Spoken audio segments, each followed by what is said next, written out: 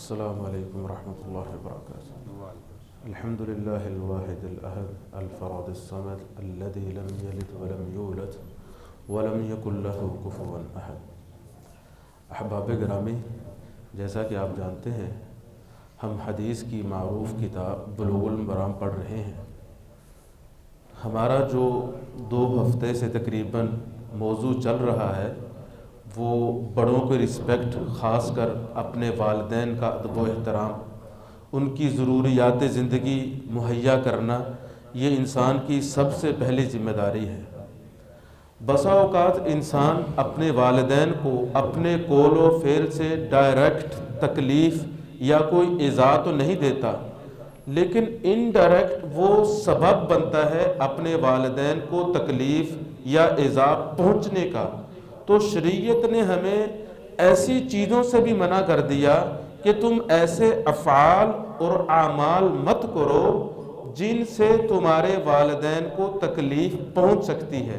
مثال کے طور پر حضرت عبداللہ ابن عمر رضی اللہ تعالیٰ عنہ فرماتے ہیں کہ نبی علیہ السلام نے فرمایا من الکبائر شتم الرجل والدیہ، کہ کبیرہ گناہوں میں سے جو بڑے گناہ ہیں توبہ کے بغیر معاف نہیں ہوتے، ان گناہوں میں سے ایک گناہ یہ ہے شتم الرجل والدیہ، کہ انسان اپنے والدین کو گالی دے، ان کو لعن طعن کرے، ان کو برا بلا کہے۔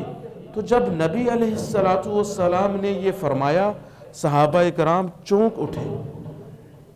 قیل هل یسب الرجل والدیہ، کیا یہ پوسیبل ہے کہ کوئی انسان اپنے پیرنٹس کو گالی دے؟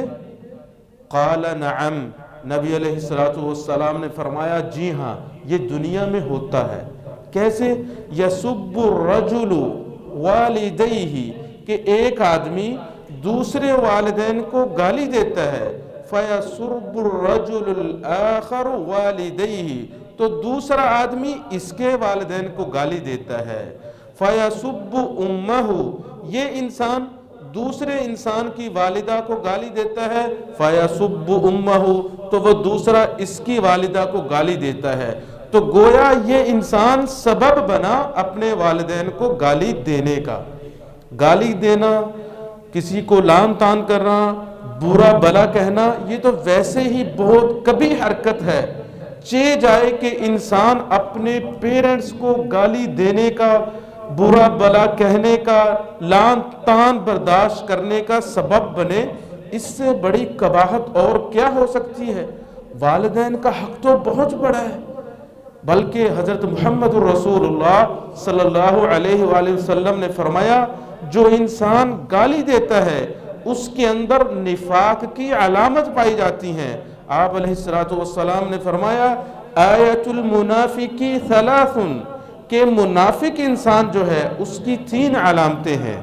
اذا حدث کذب، جب وہ گفتگو کرتا ہے، کسی کے ساتھ بات چیت کرتا ہے، عام کنورزیشن میں وہ جھوٹ بولتا ہے، تو جھوٹ بولنا یہ نفاق کی علامت ہے۔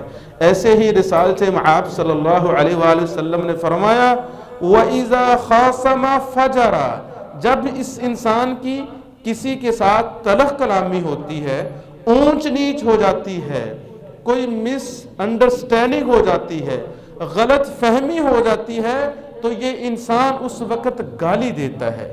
تو گالی دینا یہ نفاق کی، بغض کی علامت ہے۔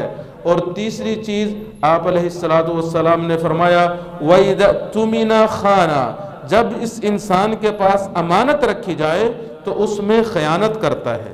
تو گالی گلوچ کرنا یہ بہت بڑا گناہ ہے۔ اب دیکھیں جو لوگ غیر اللہ کو پکارتے ہیں، غیر اللہ کو پوجتے ہیں، یا وہ چیزیں جن کی اللہ کے علاوہ عبادت کی جاتی ہے ان کو برا بلا کہنا یا ایسے لوگوں کی حوصلہ شکنی کرنا، یہ شریعت میں مطلوب ہے۔ جس طرح کہ سورہ انبیاء میں ابراہیم علیہ السلام کے قصے میں اللہ تعالیٰ نے فرمایا اف لکم ولما تعبدون، ابراہیم علیہ السلام نے اپنی قوم سے کہا اف ہے تم پر بھی اور جن کی تم عبادت کرتے ہو، پتھروں کی، مورتیوں کی، ان پر بھی۔ اب ایسے لوگوں کو برا بلا کہنا مطلوب ہے شرعن، لیکن اگر ایسے لوگ اپنے غلط عقائد کی بنا پر ہمارے حقیقی رب کو برا بلا کہنا شروع کر دیں تو پھر ہم ایسے لوگوں کو برا بلا بھی نہیں کہیں گے۔ اللہ تعالیٰ قرآن مجید میں کہتے ہیں وَلَا تَسُبُّوا الَّذِينَ يَدْعُونَ مِن دُونِ اللَّهِ، تم ان لوگوں کو برا بلا مت کہو جو اللہ تعالیٰ کو چھوڑ کے غیر اللہ کو پکارتے ہیں۔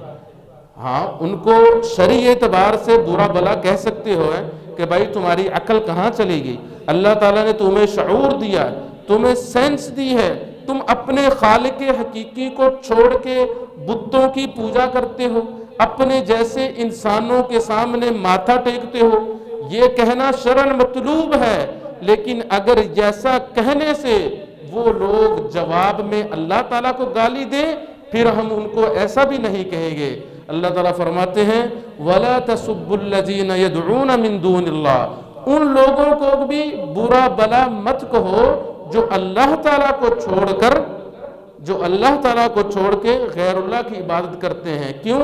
اگر تم انہیں برا بلا کہو گے فَيَسُبُّ اللَّهَ عَدْوًا بِغَيْرِ عِلْمٍ، تو یہ لوگ اپنے معبودان باطلہ کی حمایت میں آ کر تمہارے حقیقی رب کو گالیاں دیں گے۔ تو اس لیے گالی گلوچ کرنا، لان تان کرنا، کسی کو برا بلا کہنا یہ بہت بڑا گناہ ہے۔ نبی علیہ السلام نے فرمایا من الکبائر شتم الرجل والدی، گالی دینا یہ کبیرہ گناہوں میں سے ایک گناہ ہے، تو لہذا یہ کام ہمیشہ اس سے گریز کرنا چاہیے۔ آج کا جو ہماری دوسری حدیث ہے اس میں حضرت ابو ایوب رضی اللہ تعالیٰ عنہ فرماتے ہیں کہ نبی علیہ السلام نے فرمایا لا يحل لمسلم ان يهجر اخاه فوق ثلاث، کہ کسی مسلمان کے لیے یہ جائز نہیں کہ وہ اپنے دوسرے مسلمان بھائی سے ناراض ہو۔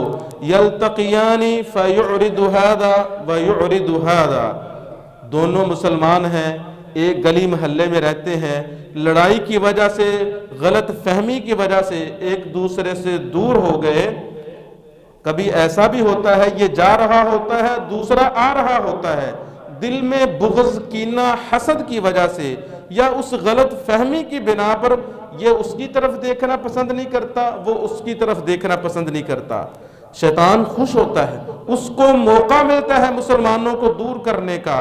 تو نبی علیہ السلام نے فرمایا وَخَيْرُهُمَا الَّذِي يَبْدَأُ بِالسَّلَامِ، ان دو انسانوں میں سے جن کے درمیان غلط فہمی پیدا ہو گئی ہے، جو آپس میں ایک دوسرے سے نہیں بولتے، ان میں سے بہتر انسان اللہ رب العالمین کے ہاں وہ ہے جو سلام کرنے میں پہل کرے، یعنی صلح کر لے، آگے بڑھ کر کہے بھائی کوئی بات نہیں، بے شک تمہاری غلطی تھی لیکن میں نے معاف کیا، اپنے دل کو صاف کیا، یہ بہت بڑی بات ہے۔